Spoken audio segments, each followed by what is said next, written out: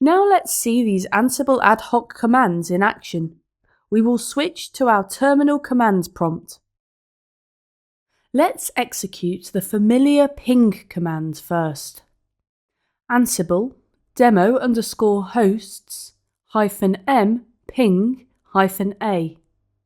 Okay, so the command did not execute successfully and we got an error. It shows Ansible error. -a requires an argument. This is because for ping modules, we don't need to pass in any arguments. So let's try once again, this time without any arguments. Ansible -m ping demo_hosts. And this time around we got a satisfactory output. We reviewed the copy module earlier, and now we use the ping module. So you might wonder, what are all the modules that you have access to as part of the Ansible library? Well, to verify what modules we have in our module library, we can run a simple command, ansible-doc-l. As an output, this command will display all the documents available for the modules in our module library. We can see a wide range of modules available. From normal Linux stuff like apt, apt_key and apt repository, to modules for Azure cloud services, and then we can also find the modules of various other cloud providers and software packages. One of the modules is the copy module, which we just saw in our ad hoc command example. We have the module for cloud and for Docker. For AWS, we got modules related to EC2, which can be used to launch EC2 instances. We also got some modules for Google Cloud, and we have modules for Git, GitHub, GitLab, HipChat, and so on. As you can see, we got a whole bunch of modules available here. And the amazing thing is that all this is absolutely free and open source. You can use any of these modules in your playbooks, or even modify them or enhance them. If you want, you can write your own modules and contribute it back to the community, as so many DevOps engineers do around the world. Say if you want to review documentation for a particular module, then you just have to execute the command ansible-doc with the name of the module, say copy. After executing this command, it will open the document for the copy module, so this is pretty much like Linux manual page utility.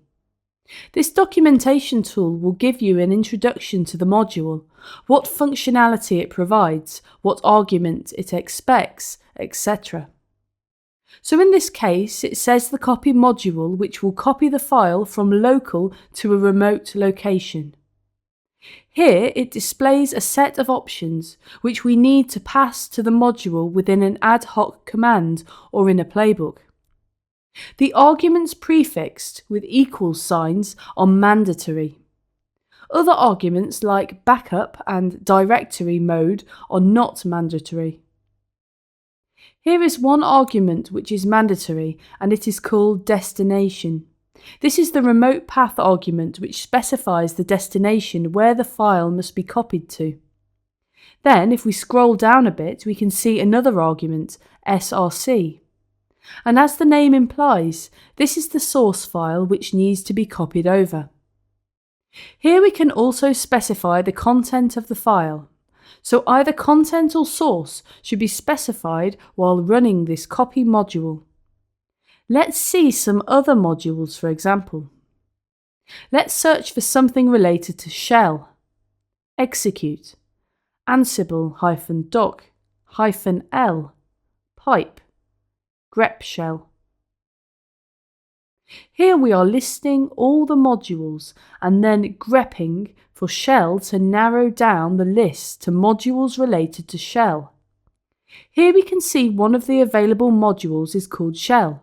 Let us just explore this module by executing ansible-doc shell. It is a relatively simple module which will execute a shell command on the remote host, and then after executing the command, it will return us the command output. So you can see, shell supports a bunch of arguments. free_form is the only mandatory argument and default value that is set to none. Here is an example of the shell module usage as well. You can see this module can execute an arbitrary script. Let's create a new empty file called test1, and using the copy module, we will copy this file from a source to destination. Let's execute touch/tmp/test1. Now we have a new file called test1 in the tmp directory. And now let's write a simple Ansible ad hoc command. Ansible demo_hosts -m copy -a src equals tmp/test1 destination dest equals tmp/test1. This may be a familiar command to you because we reviewed it as our first example of the ad hoc commands. As a reminder, this command will copy our file from the local system to the remote location. Press Enter to execute the command.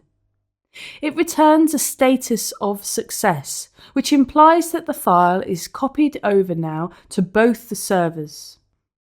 Let's verify by logging into any of the target nodes. Let's log in to node 01. And now list the contents of the tmp directory. Execute ls/tmp/. We can see a file called test1 is present in this directory on our remote host. This is how we will be using various Ansible modules, but unlike this ad hoc copy command, we aren't always going to invoke the modules directly. Instead, we are going to take a more structured approach and use these modules as part of Ansible playbooks. The sample Ansible ad hoc command was just for a reference purpose.